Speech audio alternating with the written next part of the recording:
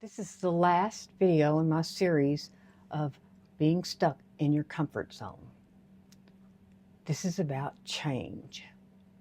I hope I've made the comfortable feel a little uncomfortable. And I hope I've made the uncomfortable feel a little more comfortable. It's all about change. And I've had people ask me, well, I don't really know how to go about change.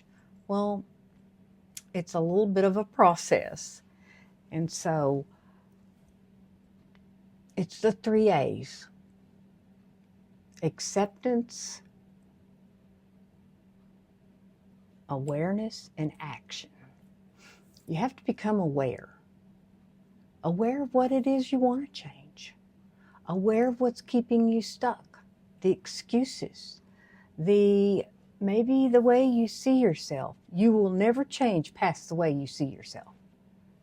And then you can take action. Once you accept where you're at or what you need to change, and you accept that, then that makes choice possible. And then you can seek what actions to take to change. Change is not easy. And it's not about intensity. It's about consistency.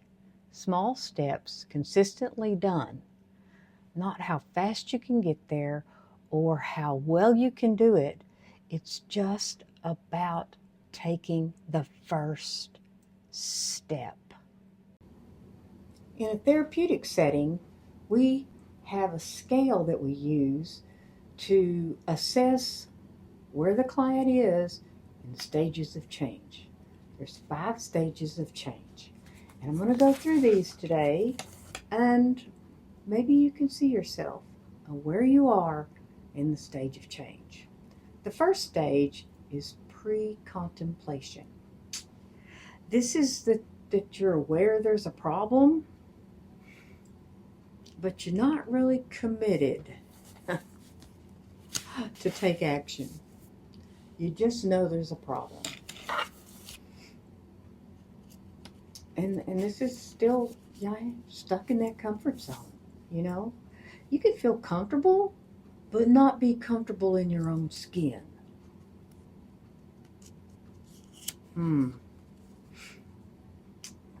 So the next stage is contemplation. This is where you know there's a problem and you're considering the changes you might need to make to eliminate this problem or move past this problem. A lot of times this is where people seek help. They know they need help because they've tried stuff, it hasn't worked, and so they are contemplating getting help to move into the stage they're in. The next stage is preparation. Where there's a problem, the person begins to get serious about making changes. And I know I definitely, after I had knee surgery, it's been about 4 years ago, I had to take some medication for nerve pain. And I began to read up about how your eating could change inflammation and nerve pain. And so I just happened to run across this book, The 10-Day Detox by Mark Hyman. And what I really, really liked about this book was, as I began to read it, it wasn't about what I needed to eat or what I needed to do. It was about getting prepared to do this. And he has you read labels, clean out your pantry, get rid of the foods that he suggests you get rid of, and then there's a shopping list of the things you need to buy to do the diet, to make the recipes. This is good, grounded preparation. And so prepare, gather information, find out what it is you need to do to change. Maybe you need therapy. Maybe you need a coach. Maybe you need to go to a 12-step program. Join a grief support group. There's a lot of things offered out there. I do coaching myself. I do some therapy if it's in my state. Mostly coaching because I like coaching. And it takes people from where they are to where they want to be. It's kind of a short term. Let's address the problems. Let's get into the solution. And let's move into action, which is the fourth step. The person actually starts taking the steps to make the changes in their life. They actually do them. I make assignments. When I work with people, I make assignments. People can decide whether they want to do the assignment or not. You know, I started taking the action. I bought the foods. I started doing the whole food eating. And guess what? It solved my problem. I got off the medication I took for the inflammation and the nerve pain, and I could control it with food. It helped my energy. It helped my mood, anxiety. No preservatives, no sweeteners, no sugar, no really, not a lot of carbs. And I lost 10 pounds. That was the phenomenal part. And it changed my mindset about food. I've tried to lose weight all my life, and I've been on every diet imaginable.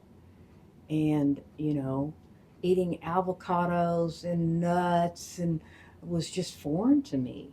And yet, that's what was suggested. And I lost weight. And I hadn't been able to lose weight in a while. It was phenomenal. So, the last thing, the fifth step in the 5 stages is maintenance. And this is, so many people just go back to what they were doing before. I added some stuff in to my diet, but I found out what works for me to maintain that level and what foods I could eat and couldn't eat that helped with the nerve pain and inflammation. If I eat that bowl of ice cream with chocolate on it, I'm going to pay for it the next day with some pain of some sort. And so I won't say that I don't ever do that, but I'm better. And that's maintenance, And maintenance is about the commitment you make. Be committed. Commitment is doing what you said you'd do long after the thrill or the excitement you set it in is gone. It's committed. So you be committed, do what it takes, have what you want.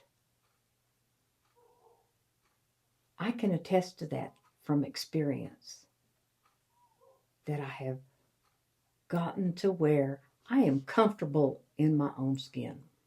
Now, I may not always be comfortable with what I'm embarking on doing. Anytime I start something new, I just know that I'm going to feel uncomfortable.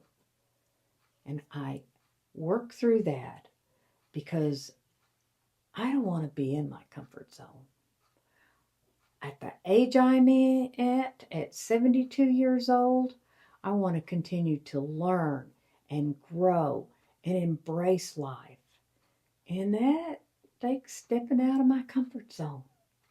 And the rewards of doing that are far, far better than being stuck and being comfortable.